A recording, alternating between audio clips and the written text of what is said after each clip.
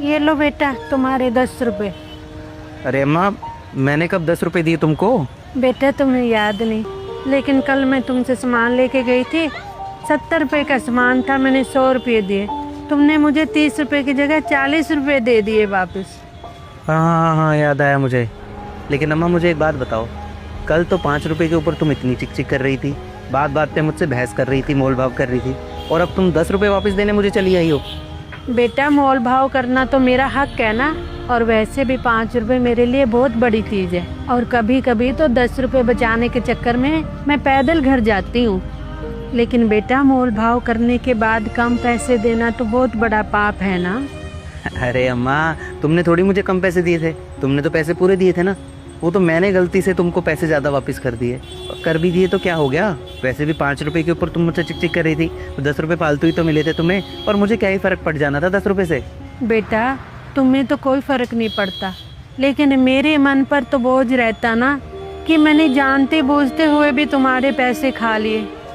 इसीलिए बेटा मैं सुबह सुबह तुम्हारे पैसे लौटाने आ गई। अच्छा अम्मा, तुम आई कहाँ से हो वैसे?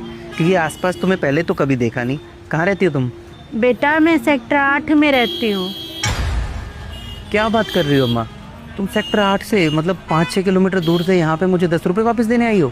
हाँ बेटा, मन को सुकून चाहिए था ना।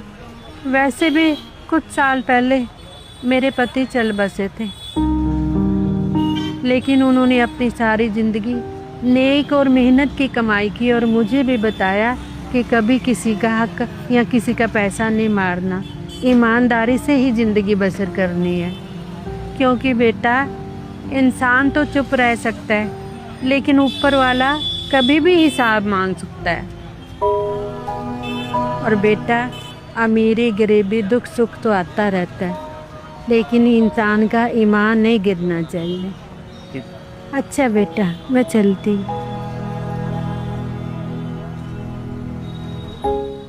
इंसान तो चुप रह सकता है, लेकिन ऊपर वाला कभी भी हिसाब मांग सकता है। नितेश, दुकान का ध्यान रख, मैं अभी आता हूँ। नमस्कार सेठ जी। अरे नमस्कार सिंह साहब, आज सुबह सुबह इतनी जल्दी मेरे घर पे? अरे कल तो मैंने आपका हिसाब कर दिया था ना। हाँ सेठ जी, हिसाब तो आपने पूरा कर दिया था, गलती मेरी तरफ से रह गई थी। कल जब मैंने हिसाब जोड़ा था ना, तो आपके गलती से मैंने 300 रुपये ज़्यादा जोड़ दिए थे। आपने भी अच्छे से देखा नहीं और मुझे पूरे पैसे देकर वापस आ गए। तो बस इसीलिए मैं आपको ये आपके 300 रुपये वापस करने आया था। अरे सिंह साहब, 300 रुपये के लिए इतना दूर मेरे घर पे आ गया आप सुबह सुबह? अरे अगली बार जब मैं आपसे मिलता